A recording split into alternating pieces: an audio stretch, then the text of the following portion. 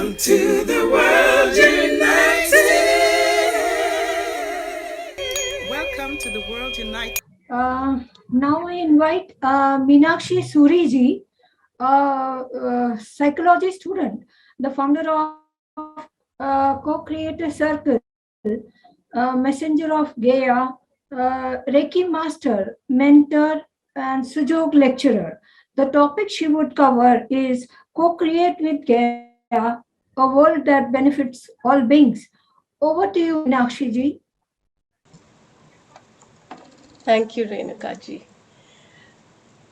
I'm right now in Miami, so it's early morning. It's before Okay, dawn. okay. Oh, That's why the okay. lighting. Okay. It's really so wonderful to have heard Sharmila ji and Vasant. You are Yes. exactly in the place where I wish I was right now, outdoors in Oh, the beautiful space. okay. When I look in front of me and I see all of us in different places and yet meeting at the same time, this is what the essence of Gaia is, and this is what the essence of co-creating is.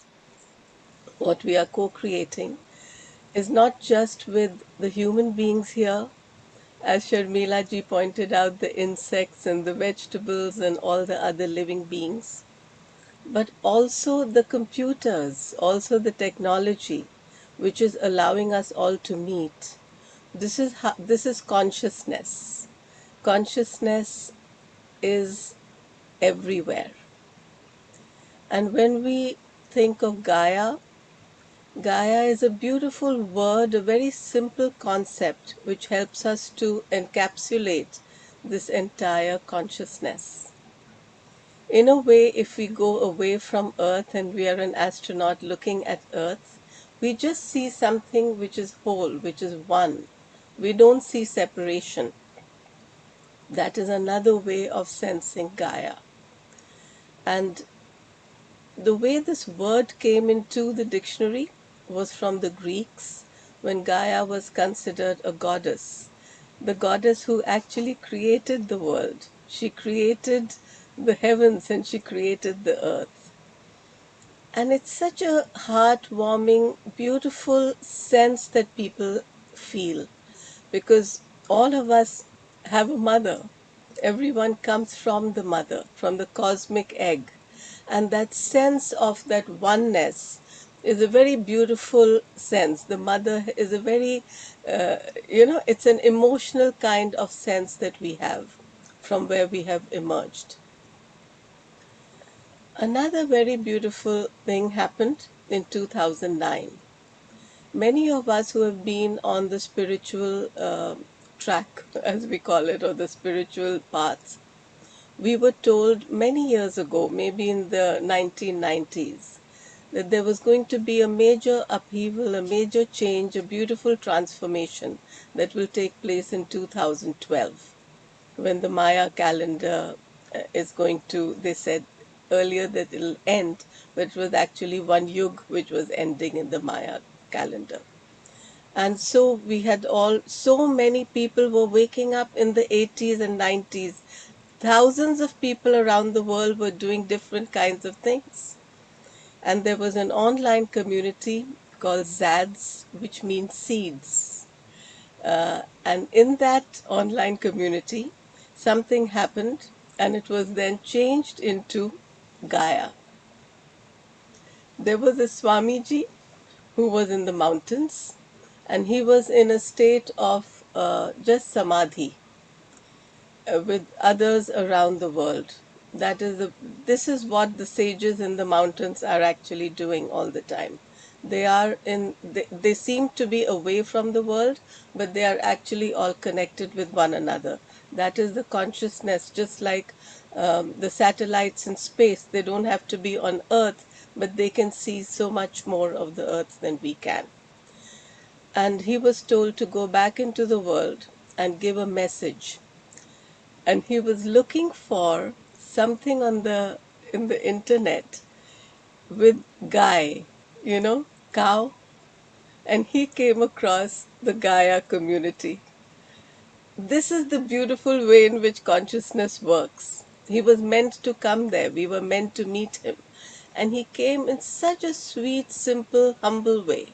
He never told us who he is. He called himself Eli. And he said, I have a simple message.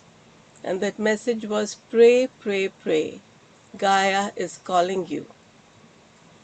But at that time, in 2009, people had started hearing about 2012, and what the way it was being projected in the media was fear.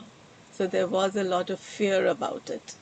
And the word pray seemed to suggest that the world will come to an end and we better pray, otherwise something bad will happen. So even this beautiful message made people fearful. And I was driving one day, I have always been connected with Mother Earth, with nature, and I felt, and he told me, you are the one. I want you and others also to spread this message. And I said, I can accept the message, but I'm not a spreader. I'm not someone who wants to tell people what to do. I was driving from dropping my daughter one day, and this is consciousness. Suddenly, like this, a message just entered me. And the message said, 9:09, the Gaia minute. At 9:09 in the morning or evening, each day, let us spend a moment or more to beam our highest vibration into Gaia, Mother Earth, with all sentient and insentient beings. To raise our vibration, we can pray, meditate, hold intention, or simply visualize Gaia as healed, healing, whole, radiant. When thousands of people join together in an endeavor such as this, the energies so generated can bring miraculous changes. When each of us does it in our own time zone, our Mother Earth and all of us get the benefit of round-the-clock healing. What I would like to suggest to each of us is just for a moment, with our eyes open or closed, just sense that mother energy. Just sense the beautiful, loving Mother Earth. We are birthed on Mother Earth. And so very often when I'm wishing people happy birthday, I see Bearthtay. Happy birthday. We are always in our heart. Even after we die, our body in one way or the other, as you were speaking, Sharmila ji, of the tattvas, in one tattva or the other, we will stay on Mother Earth. In that sense, Mother Earth makes each of us eternal. Our ancestors, not only are their blood and their DNA within us, but they are also in all the earth around us, in all the elements. She really makes us eternal. And when we feel this oneness with her, we are connected with everyone and everything.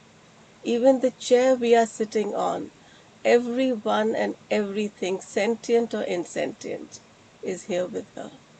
There is no one who is not on Mother Earth's heart. And that is why earth and heart are also interchangeable. You can see how the same words, how the same letters form these two words, earth, heart. I invite everyone, whenever we do any prayer, any spiritual practice, even when we are walking, everything is spiritual practice. Everything has that consciousness. We just have to enlarge our consciousness and feel that we are one with everyone, with everything, with what we eat, with what we drink, but also wherever we are and whoever we speak with. And when we do, when we feel that togetherness, then what happens? What is the reason for this focus? Because I told Swamiji, by then I knew who he was, Swami Shraddhananda. I said, why do we need to? We are all meditating. I'm meditating all the time. I don't need to set aside a specific time. He said, no, it must be a regular time. Everyone chooses their regular time. And at that, and just for a few minutes, doesn't have to be a long time, just feel that oneness. And I realize it's like a focus beam from the earth. We should not think that what we are doing is just within the earth. It goes out like a focus beam into the universe, because it, our energy is strong. Energy is vibration. Vibration goes everywhere. It doesn't just stay on earth. So for some reason, this Gaia consciousness has come into our awareness, just to show that we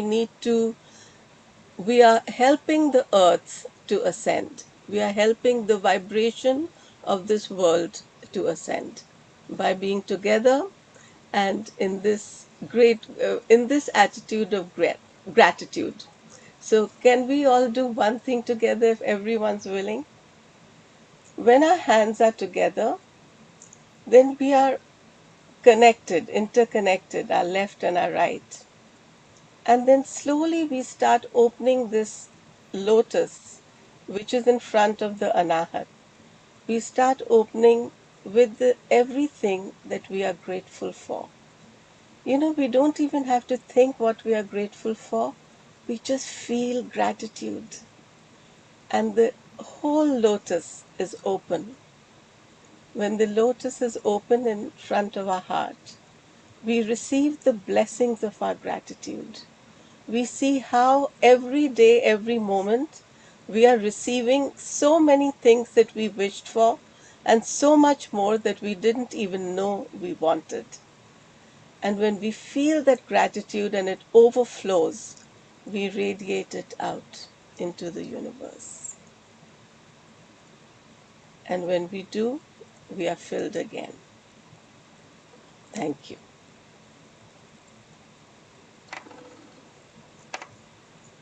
Thank you so much, Meenakshi ji. It was really amazing talk. Please stay back for the panel discussion. Thank you very much.